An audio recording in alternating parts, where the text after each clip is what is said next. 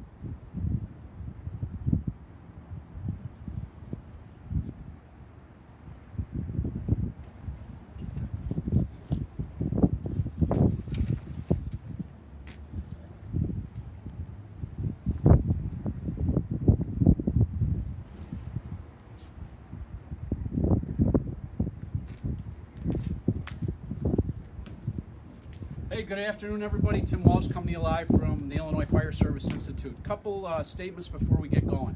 The handout for today's class has already been posted in the comments section. Also, it's windy up here today. We're outside, we're on the training ground, so we'll be talking out loud, fire ground voice to make sure you can hear us, but you'll get some wind background noise as well. Also, we've had some comments from the other forums about our gear. Our gear is washed according to standards determined by the university, but we actually use this gear, and we're one of the only training institutions left in the country that does live fire training. So although our gear looks dirty on the television, it's routinely cleaned as required. So we're happy that you're joining us today. My two instructors today are two of my mentors, guys that I've worked with on the fire ground for many years. I'm really happy for them to be there. Larry McCormick from the Chicago Fire Department and Eric Trokin from the Chicago Fire Department, and we're going to be covering flat roof operations.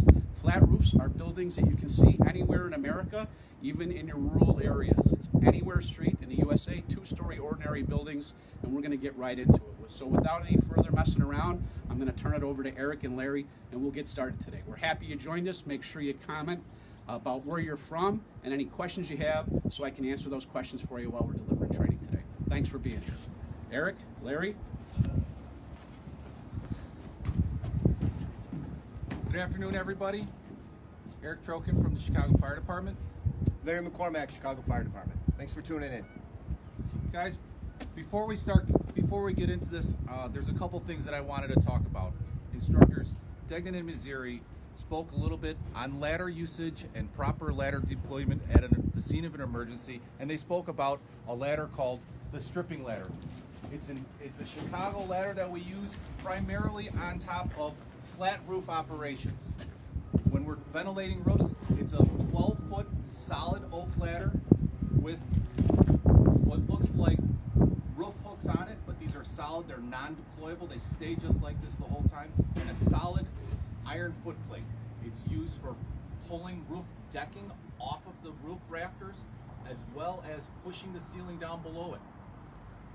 We realize that some departments don't have that, so we decided to show you guys this is a ladder that's about to be placed out of service here at the Institute, and we've decided that we're going to make this our new stripping ladder.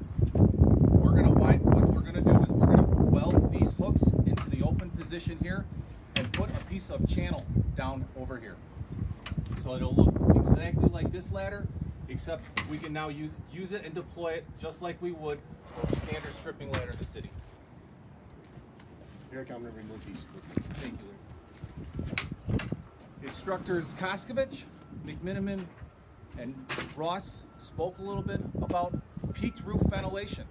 Both these videos are incredible resources for you guys to check out and decide how you guys in any town USA can use your ladders for effective rooftop ventilation. Number one, why do we ventilate a flat roof that's on fire? We want to release those superheated gases and incomplete products of combustion. We also want to give those salvageable lives an opportunity by lifting that smoke away from them. That's going to help increase the safety and the amount of searches that those guys can do below us. It also facilitates the engine to get to the seat of the fire more rapidly. If we can get some lift inside of the compartments that are involved in the fire condition, it'll lift the smoke a little bit, and it makes the engine, it's easier to push down the hallway if you know where the fire's at. It's easier to find. Recognizing your building construction and your building layout prior to this building being on fire is what is called effective pre-planning. Guys, we want to touch shortly a little bit on proper building layout and construction that we're going to see. These are older buildings. They're the buildings that our grandparents grew up in. So we want to make sure that we recognize that when we pull up to that building. That building, we know that the four corners are going to be our strongest areas. We've got our aerial ladder right here on the corner, not over the top of the windows, as well as the rear. We've got our secondary means of egress or throw. So these types of buildings are hometown USA. You know, from Zion to Metropolis, these type of buildings are in your old downtown. So they're not the new strip malls where there's all types of parking and stuff out in front of these types of buildings. These are the buildings when you walk out of that barbershop, not that I go to a barbershop, when you walk out of that barbershop, within 4 or 5 feet, there's going to be the street is right there, okay? They're the 1- and 2-story buildings, so typically they could be a commercial occupancy on the first floor with residential above. We like to refer to them as a taxpayer. There are a lot of times on Main Street USA, they're going to be typically maybe at that one stoplight in the middle of town. You're going to have these type of buildings, and then back behind them are the 1.5-story frames, okay? So it's the older part of downtown, tucked away somewhere or squirreled away in a corner of your village. Sizing up this building is super important. Sizing it up from the ground, knowing where that fire's at, the bag effect, the bin at going, those are all things that we want to look at. Knowing what the parapet and the cockloft are telling us before we mount that ladder is important. That parapet wall, as we can see right up here, is almost 4 feet high. That's hiding that cockloft. That cockloft is going to run all the rainwater away from the front of the building, and we need to ventilate that space. So the parapet wall is the wall that protrudes above and beyond the roof level. So when it comes to building size up, when I deploy myself from the truck, as I look up where these scuppers are, they facilitate the rain or the snow to drain off of this building. That'll indicate to me how tall that parapet is. This would be a pretty tall parapet, typically a little taller than what we're used to where we operate. But that said, I know where the roof level is even before I get up here. Be cognizant of the parapet. It's the most abused wall in building construction because it's attacked by the weather conditions from not only outside, but also inside of that building. So think about, for hundreds of years, these buildings could be 70 to 100 years old. They're getting beat down on the outside and inside, okay? And they're brick over joist, right? So it's brick with mortar, and you know, a lot of times they may notice that the building needs to be tuck pointed on the outside, where on the inside, where if they don't typically visit the roof for any other reason, all that mortar can be washed away. So as we decide to operate near these parapets, you need to be vigilant and very careful of that. They could fail at any time. It's important to consider how we're going to get off of this ladder. We sound this ladder. We sound the roof before we go on there. But where are our strongest points of this roof? Along the load-bearing walls, where the outside walls are. We know that through building construction that our roof joists are running from the B to the D side parallel to the street. typically the shortest distance. So where we operate, our occupancies are narrow, typically narrow but deep. So they might be 25 by 60 or 70. So because of the cost of building construction components and just their structural integrity, they usually run the shortest. So if this is the A or the address side, I know that the load-bearing walls are going to be the B and the D, because the structural members rest on those load-bearing walls. And in this case, they run parallel to the street because it's the shortest distance. So you can almost, if you understand building construction, you can almost see through the roof like you have x-ray eyes. Okay. So prior to me getting off, Eric mentioned sounding. I always ask this question, and I don't know that anybody's ever got it right. We always say we're hyper vigilant about sounding the roof. Before I step off the ladder, I sound the roof, sound the roof, sound the roof, right? A lot of these drill towers, the concrete looks spalled because we beat these roofs in, or we beat these floors in because we're sounding it. But then we get out into the ocean, we operate over the part of the roof that is, its structural integrity is most compromised because of the fire condition underneath. And like Eric said, when I step off, I want to stay to the outside wall. This is a load-bearing wall, all right. And as I move forward, we're real good about this, and then we go about our work. And if you think about it, you really don't want to commit your body weight anywhere that I haven't sounded yet. So I'm going to vigilantly sound this roof before I go. Now, as Eric comes up behind me or another member, they don't have to do that because I already did that for them. So maybe they're bringing up, the other hand tools or our rotary saws and stuff like that. It's important to remember that communication is super important up here. When Larry gets off this roof, he's going to sound all the way to our secondary means of egress, so we know that that's where we can go if we have a problem. He sounds back, he sounds all the way back, looks over the back of the roof, and he makes sure that he communicates what conditions are on the rear for that first engine company that's about to make attack on this fire.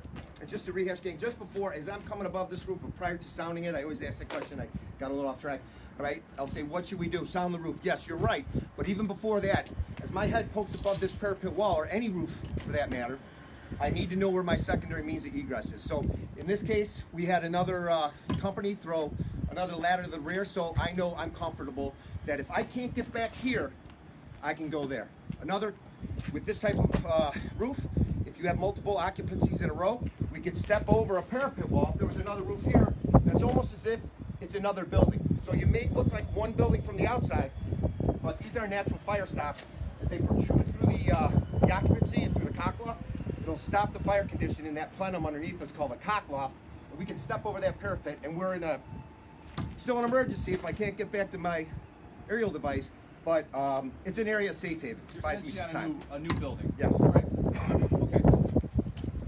Hey guys, we had one question come in that I want Larry and Eric to address before we get into building layout, and that's, what are some of the instances where the roof man would give information to the chief officer or who's ever running the fire on the A side of the building? What else is he looking for as he's sounding that roof and he makes it to the rear of the building? So as a roof man, as I make it to the rear of the building, one thing I want to communicate is what's going on in the rear. Before I operate any type of hand tool or anything like that, if we can't do a 360 because of criminally low manpower throughout the fire service, I need to get to the back and give a size up to the chief running the fire in the street. Hey, this is what's going on back here. I've got visible fire out of a window, or I've got people hanging out of windows, okay? So we need to do that prior, because clearly we're here, it's life and then property. If there's a life hazard in the back, that needs to be addressed post haste, correct? Yep. So we talked a little bit, we talked a little bit about sizing up from the ground, and now we're sizing up on the roof level. So as Larry gets off the roof, as I get off on the roof and get onto the roof, this is exactly what I'm going to see. I'm going to see a soil stack, and I'm going to see a scuttle hatch. That scuttle hatch will be directly over enclosed or possibly not enclosed back porches. We'll go for the easiest point of ventilation. If there's fire in the rear, I'll pull that off, give those guys a chance to get through there. I know that it's in the rear, so now that's going to dictate my next step. But I know that my ceiling joists are running from the B to D, just like this. So when we make our cuts, we want to open up more than one joist here. This particular picture, of course, corresponds directly to this picture. Here is your soil stack, and here's your soil stack here. The soil stack splits the bathroom and the kitchen. It gives a place for the vents to go up, as well as all of our plumbing to go down. In a basement fire, and you see that bubbling roofing material next to your soil stack, we want to be able to open that up so those guys will get a little bit of push when they first come up. It's a chase for fire to aggressively spread vertically in this type of building construction. Typically, I mean, you could have a fire auto exposed in a taller building, but in a commercial occupancy with just one story of residential above, in my travels with a basement fire, that fire is going to spread aggressively up this plumbing chase. Okay, that's how it gets into the cock loft. This is just an example of what we have here. One of the things I do before I start operating and begin to open the roof, predicated on where the fire is going to dictate where I open up. I'm going to give this a little tickle here with my hand, okay? Ooh. That's red hot in July. I expect that. It's being beat down in the summer, it's cast iron, but if it's red hot in January, there's a fire in this wall. I don't need to even begin to open it. I might make a kerf cut, which we'll talk about in a minute. It's just an inspection cut, but we'll talk about as we move forward where we're going to begin to open up. But this is a good indicator of what's going on underneath you. If it's red hot, and again, it's winter time, or like Eric said, the snow is puddling around this, there's probably a fire inside of that vertical chase that is typically at least 6 inches wide or more, and fire aggressively travels vertically through those chases. By opening that up a little bit too early, you're asking that fire to come there. So a kerf cut is something that we use that's just an inspection cut.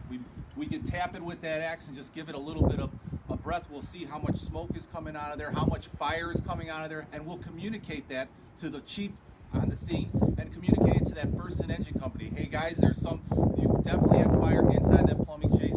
Check the basement, check the first floor if you're operating on the second floor. This second picture here corresponds directly to this picture. Here's your soil stack, and here's your soil stack.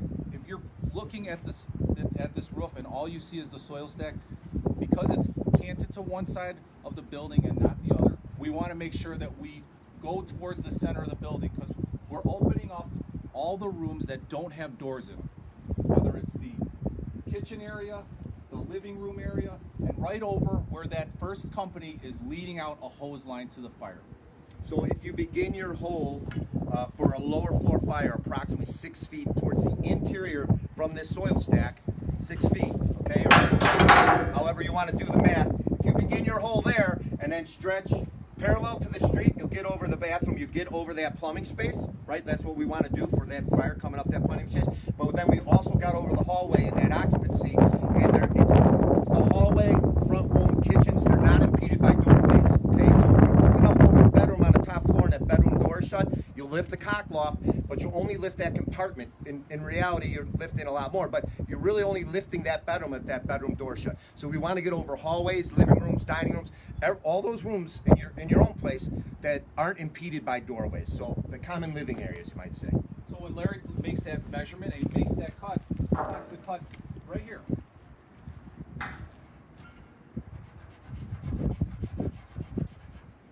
That's going to give that first company that space to go. We're going to talk about communications in a moment. Tool selection. If you have the opportunity to use a rotary saw or a chainsaw, you want to start that every morning. You don't want to be on the scene of an emergency and then find out that your saw has crapped out on you. Having a pike pole and a pick head axe, because what happens typically, Murphy's Law, saws always start. Or saws don't always start. Axes do. And we'll talk a little bit about saw safety with Larry. Yeah, the saw will always start. I've been around people that were watching me struggle starting a saw, and they were standing there with an axe, and you're like, really? Well, don't you drop start that axe? So just a couple of basic hand tools. If you don't have the rotary tools, if you don't have chainsaws and stuff like that, we understand. And we'll talk about how to operate on some of these roofs with hand tools as well. But just a little bit on saw safety before we move forward. I think it's really important that we know and respect these tools. You can be hurt with both rotary tools and chainsaws. The difference between these two, as far as who they hurt, typically, are a rotary saw because of the rotation of the blade. It gets into a cut and it would pull towards you. Okay, chainsaw's a little different. Conversely, with a chainsaw, if you've been cutting with the tip, this wants to come right back to you. And if you have your hand misplaced and it's not ready for that break, this will wind up going to the chainsaw video. Yeah, so with the chainsaw, the blade or the chain comes out of the top and goes in the bottom. That's how it works. So because of that, if I'm cutting with the bottom of the bar, okay, I dip it into the work, it naturally pulls into the work. So that's how we want to operate with this tool. All right, we're not carving those wood beers up at the Wisconsin Dells. So unless you're an arborist, I would stay away from the top of the bar, because if I'm cutting with the top of the bar, and people do it, I understand, but unless you're savvy with this, it has a tendency to push out of the cut, and when it gets to this nose right here, this tool will aggressively kick back at you. And like Eric mentioned, if your hand's not here to prepare to break it, and you don't break it intentionally, it happens too fast. If my hand's in position and it kicks back, it'll automatically arrest the rotation of the chain. So just be real careful with these. And So saw safety. If you're working on a roof and you can't see anything, you have to have you have to have non-audible notes with your partner already set up. So if I was cutting with the saw and Larry was my partner, if I'm making that first cut, the saw is never going to be in line with where I'm working. It's always going to be in full RPMs inside my cut. When I'm done, I get a tap from Larry. I know I can stop. I pull it out of the work and I drop the blade to stop the blade. I make my second cut the same way. Make my cut. Very sounding. Get a tap. I know I'm there. Stop the blade. I turn over, switch sides so I'm not over the hole that I just cut, and continue my cuts. as we pull, this is ultra important. This is there are very few always and nevers, I like to say, in the fire service, because you have to be flexible. There's a lot of different ways to do everything, but this is kind of an always and never. A friend of ours almost lost his hand. He was operating near a member that was cutting open some flashing around a parapet, and that member was using the tool, and he pulled the tool out of the work. The blade was still rotating. Took a step back to look at it, not intentionally, but because of social distancing, our buddy almost lost his hand. The saw went around his hand. So this is an always kill the blade. I like to say, as the tool comes out of the work, let go of the trigger, put it back in the work, and we'll demonstrate that when we fire up the saw. Never operate with this tool full blast, walking around the roof like this. Okay, diminished visibility. When I walk on a roof like this, I walk with this is my walking cane. If I lose a saw, that's where I stop. We'd rather lose a saw than a member off an edge of a roof into a light shaft or something like, or another hole. Whenever we wind up cutting, guys, we want to talk about when we start that first cut. We always want to work our way back to our main part means of egress.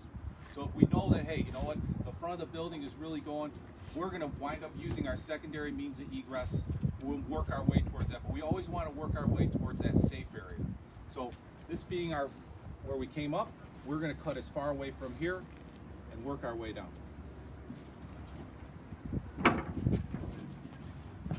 Hey guys, we had one question. Can you talk about, and actually let's draw how you would lay out your cut. Let's talk about the 789 cut, You bet. 798 cut, and let's draw it on the prop before we actually fire up the saws, so everybody gets a sense of that knockout hole and all the things that Sure we talked thing. about earlier. You bet. We'll stress why the knockout's important. A lot of people skip it, and they make their lives a whole lot harder. This is called a coffin cut or a 798, and you'll see why in a second. Eric's got some soapstone, and what we're going to do is make our head cut, so our shortest cut. So I'm going to go a little sideways. I'm a big proponent of building construction. If you know how buildings are put together, it makes it easier to take them apart. When we work in a support company, if you don't have a truck, everyone there is to support one person, right? And who's that? It's not the person that showed up in the buggy or the chief's car. It's that nozzle person, right? So you have to understand building construction so you can take these buildings apart rapidly to facilitate that nozzle getting to the seat of the fire. That said, because we said the structural members of this building run shortest distance, right? They're running parallel to the street or the address side right now. So they're running this way. The finished building material runs 90 degrees to the street, which is typically 1x6 in buildings built prior to World War II. They could be plywood or anything like that, that type of building material, at this point in the game. So if we make our head cut or our short cut, it's going to start, pardon me, it's been a while since I drew on the sidewalk. So that's our head cut. That's our number one cut. The second cut is 45 degrees to that cut, and that's called a knockout. And you'll see why that's important in a second. All right. And when we make these cuts, it's vitally important that we cross the cuts almost the whole, I don't know what to say, the whole kerf of the blade. If we make these cuts and make 90-degree cuts on them, you're not going to cut down all the way through to the finished building material because of the thickness of the finished material on said roof. Okay. So you want to cut. What you're saying is you want to cut all the way down to the arbor then. Sure. So we're going to trace this out and bring that arbor to the end of all the lines. Correct. So that you get the full width of the blade and depth. Correct. Because of the curve of the blade, we need to exaggerate these cross cuts. So there's the top of my 7. I made that knockout. That's my number 2 cut. Then I'm going to make a nice long cut here. Okay. That's going to be basically the length of my cut, and what we did now is we made the number 7. It's a good idea, not imperative, because we already have one, but I'm going to make another knockout here, because with 2 members now, it'll help facilitate the removal of this roof once we get it scored. Okay. Just to back up a little bit, this knockout, a lot of times, if there is no joist underneath this knockout will go down into the plenum or the cockloft space, and that's a real good indication of what's going on underneath you. All right, so as that drops down, it not only gives me a purchase point to pull the tool or to pull the roof, put my tool in there and pull, but it also tells me what's going on underneath. Okay, so I made another knockout on this side. This one's going to be a little bit shorter, so I'm going to make my number 9. Cross cuts. All right, and then again, if you notice, again, like Eric said, we're working our way back to our primary means of egress. All right, cross cut my bottom cut, and then finish up. And that's more or less predicated on the smoke and fire condition is going to dictate how much of this roof. But at minimum, we want to get a hole approximately this big. And by cutting it in half, making it a 9 and then 8, it's going to make this, you're taking smaller bites of the sandwich. In the truck, in the support company, we work opposite the carpenter. Our enemy is the fastener, whether it's a screw or nail. So the less screws and nails we're pulling out, the easier it is going to be on your back. The more rapidly we're going to get this hole open, right? We're watching that smoke color, that density. We're listening for that hose line to be whipping around below us. And you know what? We're communicating. We're telling that nozzleman, that officer, the first captain, the chief, whoever's downstairs, hey chief, we pulled it up. We're ready to push that ceiling down below. When you guys get water on the fire, we'll knock it in. So Larry, just real quick, would you go back over just point to the 1 cut, the 2 cut, just one more time so everybody can see it again, now that all the cuts are Okay, made. so our number 1 cut is, again, that head cut. The number 2 is a short, almost just a kerf cut. It's just a short 45 to that 1 cut. Our 3 cut is here. It's a longer, it could be 6, 7, 8 feet long, okay? And it's going to end about here, okay? Our number 4 cut, all right, is just another 45 or another knockout. Here we got 5 is a short, okay? As opposed to the 3 where it went 6 or 7 feet, okay? It's only going to go 3 or 4 feet, right? And then we finish that 9. This is my number 5. It stops here. I start my 6 over here. Bring this over here. Again, hyper exaggerate the crossovers. I've more or less made a number 9 at this point. From there, it doesn't really matter, but I can take my 6, make this my 7, and then finish up from this X is my 8 to here. And at that point, we've got purchase points to pull that first square. After that, you might say, well, why don't we need knockouts here? The knockout is now this first square we made. Now we can get our tools in there and pull all day, the whole rest of the roof. We just need that initial purchase point for our tools to pull. Great, thanks. And just so everybody knows, this is all on the handout too that we posted earlier today. So go back up in the comments section if you haven't looked at it yet. And everything Eric and Larry are going over today is in a 3-page handout, including some photos with the parapet walls and the scuppers and where the cock loft is located below the parapet wall. So we can use that later in our trainings when we rewatch the video this afternoon or on the next week here with your crew. We're going to cover some hand tool operation, and then we're going to get into making live cuts. When we go into making the live cuts and we fire up the saw, obviously you're not going to be able to hear us very well, but we want to see, we want you to see how those cuts are made live while there's fire below us and an engine company is pushing in. We want to simulate the actual fire ground technique that we're showing you here today.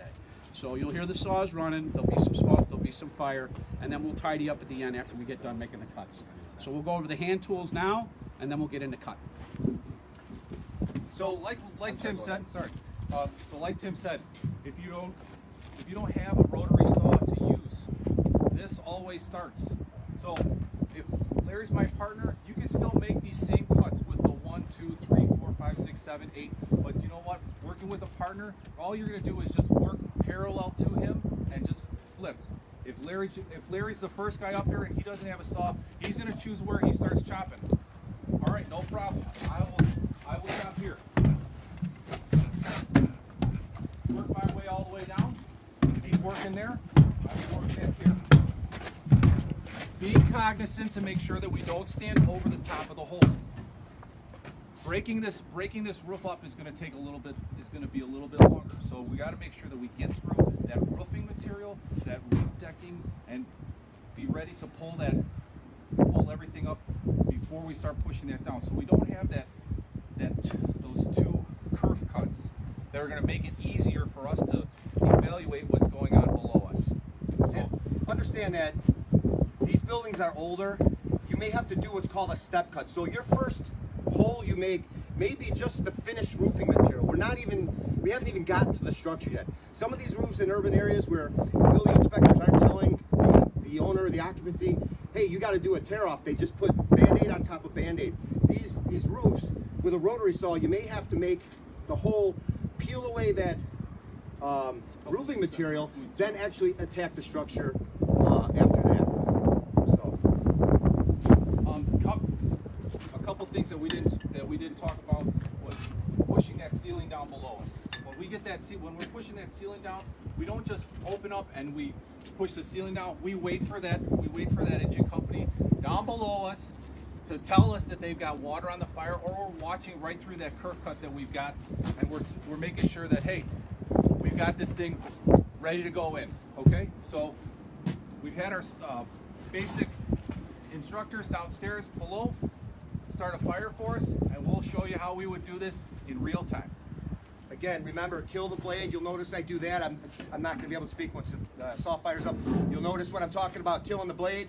And as far as starting a tool, this is a real good way. You don't want to drop start it, kind of dangerous. Just short tugs to your chest, kneeling on the tool, on a pitched roof or snow or ice, and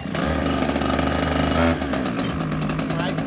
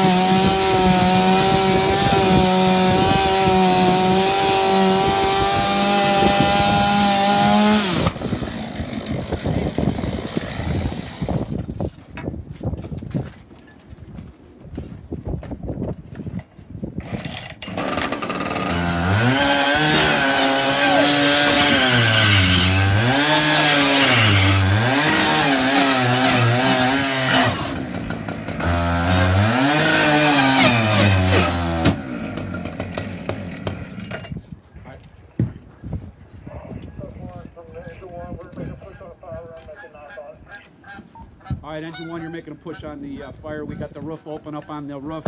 We're going to start taking it off, guys. Let us know when you're to the seat.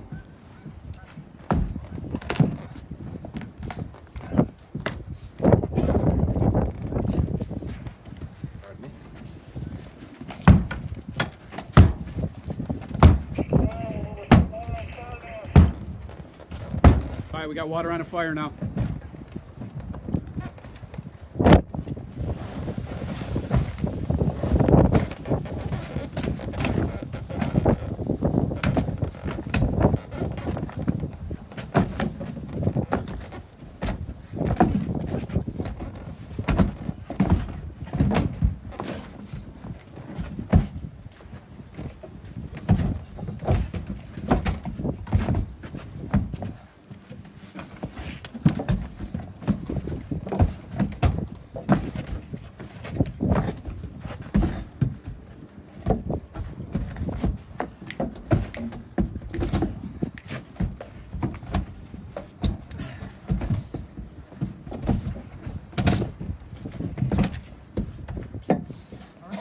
Water on the fire. Water on the fire.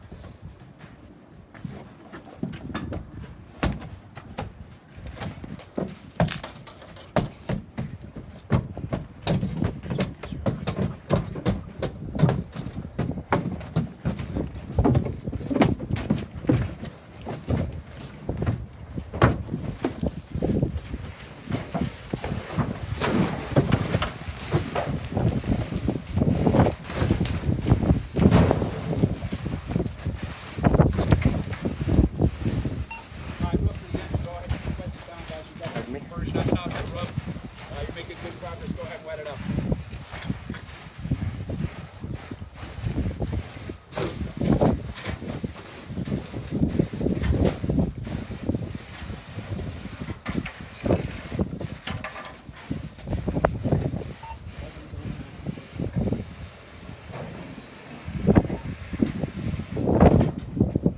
So as you guys can see, we've got steam conversion from where we opened up the roof right over the seat of the fire, according to where our diagram was at. Move over here.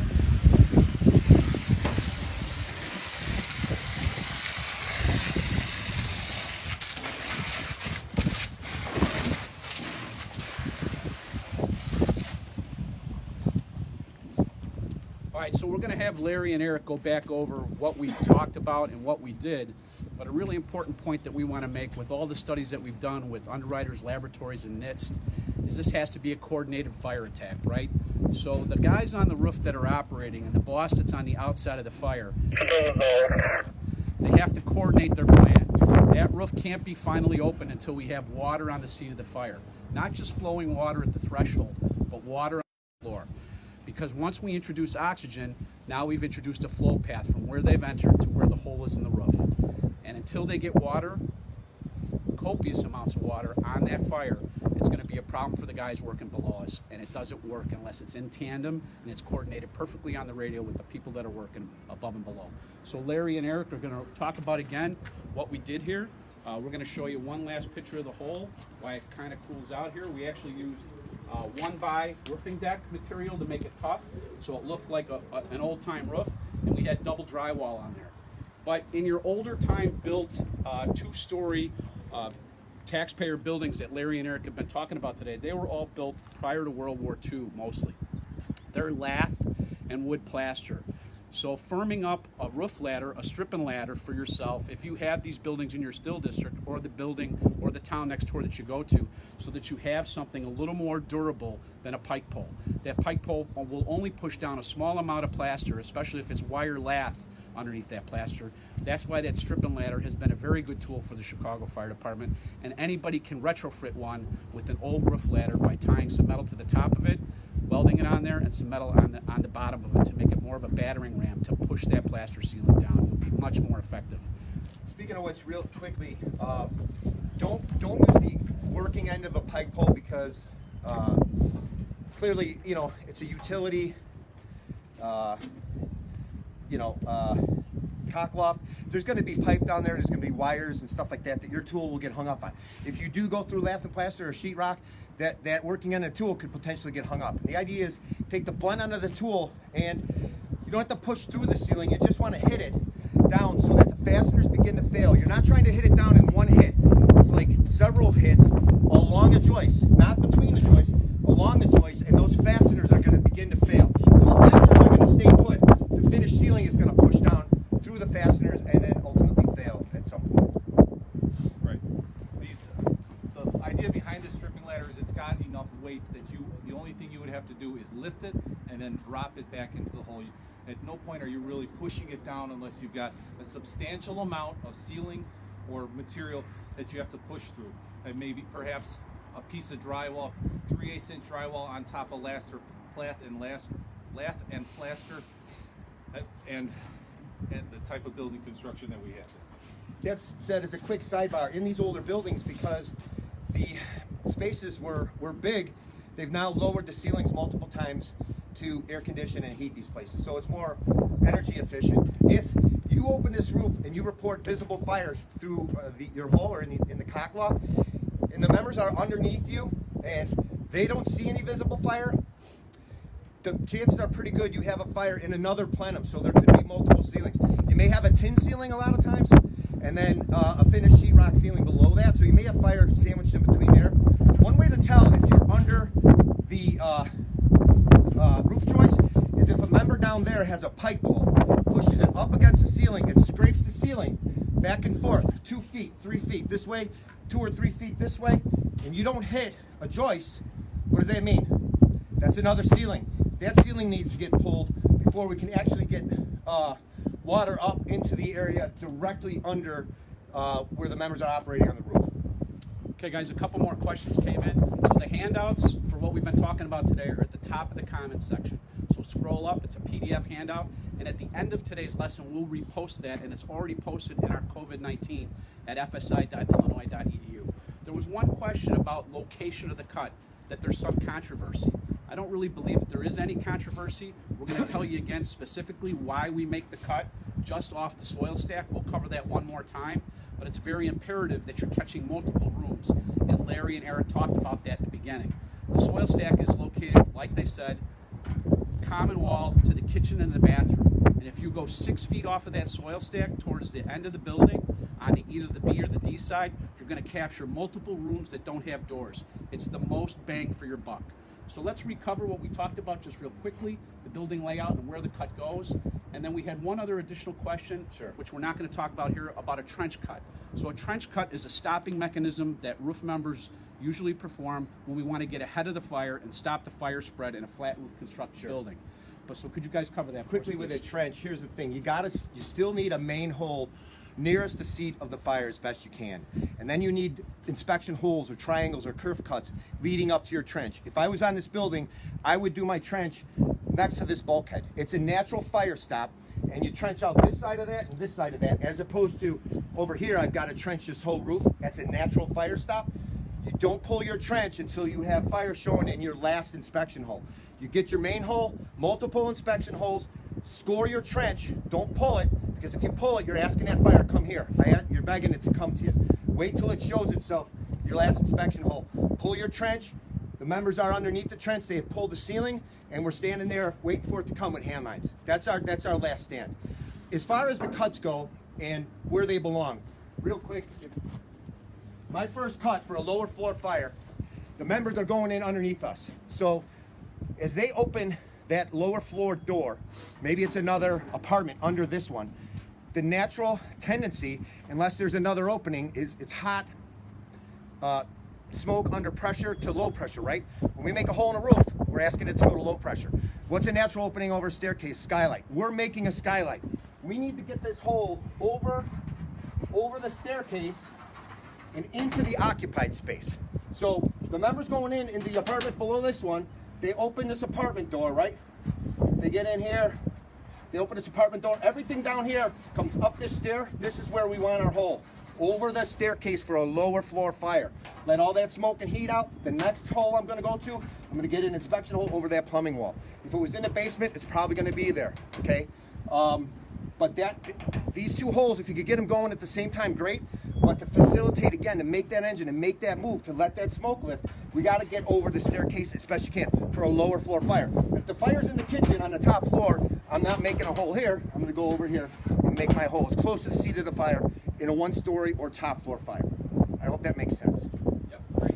Let's just tidy up what we did today real quick, guys, and then we'll finish for today. Guys, we talked a little bit about building layout, understanding your building construction and the buildings that you're going to wind up responding to, sizing up that building from the ground level as well as the roof level. What are you going to see up there on a flat roof constructed building?